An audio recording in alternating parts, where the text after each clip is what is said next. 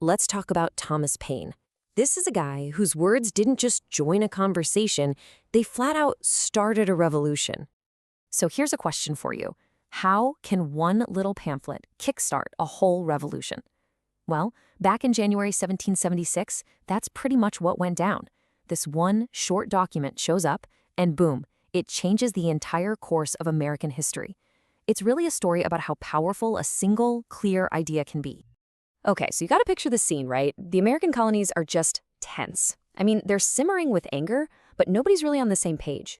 And into this whole mess steps Thomas Paine. He's just come over from England, and he drops this pamphlet that doesn't just question British rule, it's designed to tear it down. And what made common sense so radical, so powerful? It was just simple. See, Paine wasn't writing for the fancy political types arguing in their stuffy halls. Nope, he was writing for everybody. The farmer in the field, the shopkeeper, the blacksmith. He used plain, everyday language to make this absolutely explosive argument for independence.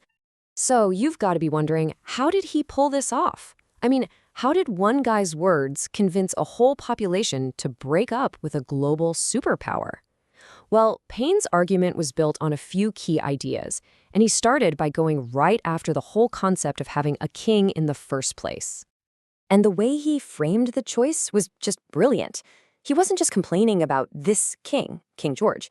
He was attacking the entire system of monarchy itself. He called it unnatural and unjust. You know, this whole idea that you get to rule just because of who your parents were. And then he lays out this clear alternative, a republic, where the power belongs to the people. It's a simple contrast, right? But man, it was powerful, and it really hit home with the colonists. But, you know, it wasn't all about these big, fancy ideals. Paine got practical. He basically said, look, as long as we're tied to Britain, our economy is going to be strangled. We're getting taxed without a say, and we keep getting dragged into their European wars that have absolutely nothing to do with us. So for him, independence wasn't just a principle. It was the only way to get economic freedom. And then on top of the politics and the money, Paine hits them with this massive emotional appeal. He framed independence as something so much bigger than just a local squabble. He called it a historic opportunity, a chance to, and this is his line, begin the world over again. Just imagine hearing that. The idea of creating a brand new society totally founded on liberty. And this wasn't just talk, you know? These ideas had a real immediate impact. It was crazy. Once Common Sense was published, his arguments just spread like wildfire all through the colonies. And when I say wildfire, I mean it. Over 100,000 copies sold in just a few months. Now, you have to put that number in perspective. For that time, with a population of only about 2 million people who could read, that number is just staggering. This little pamphlet completely saturated colonial society. It was the thing that really pushed public opinion over the edge toward a full-on break with Britain. So here's the key takeaway, right? Common sense was the catalyst. It took all this scattered anger and frustration people were feeling and funneled it into one focused, unified movement for independence. You can literally draw a straight line from what Paine wrote to the words Thomas Jefferson put in the Declaration of Independence just 6 months later. Okay, but here's where the story gets even more interesting. For Paine, fighting a king, well, that wasn't the whole picture. His call for freedom came from something much deeper, a core principle he was pushing for before common sense ever hit the printing press.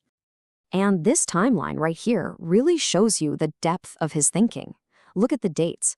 A full year before his famous call for independence, he's already publishing a powerful essay condemning slavery.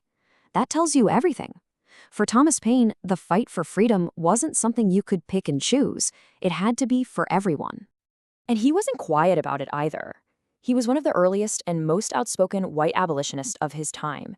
He actively wrote against slavery, calling it inhumane and, maybe most importantly, just deeply hypocritical for a country that was screaming about its own freedom from so-called slavery to Britain. You see, for Paine, the logic was just undeniable. The argument you use against a tyrant king is the exact same argument you have to use against the tyranny of a slave master.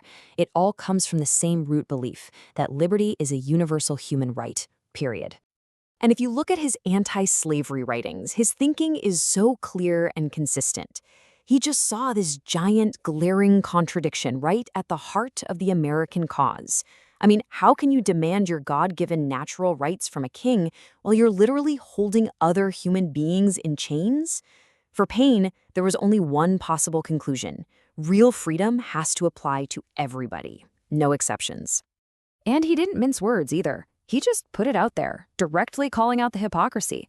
He was challenging the very people reading his pamphlets to take a hard look in the mirror and actually live up to the ideals they claimed to be fighting for. And this is really crucial. He wasn't just some guy writing essays from an armchair. He backed it up with action. He actually joined one of the very first anti-slavery societies. He supported real political plans to gradually end slavery, and he even argued that freed people should be compensated to make sure their newfound freedom was real and meaningful. So when you boil it all down, for Thomas Paine, the American Revolution was never just about getting a new government. It was about something so much bigger. It was about trying to found a world on this radical, totally uncompromising principle. The true liberty has to apply to everyone, to all people, everywhere. And that was his radical vision. It leaves us with this huge, lingering question, doesn't it? Paine threw down a challenge to his generation, and really to every generation since. He challenged us to build a world where liberty is genuinely for all.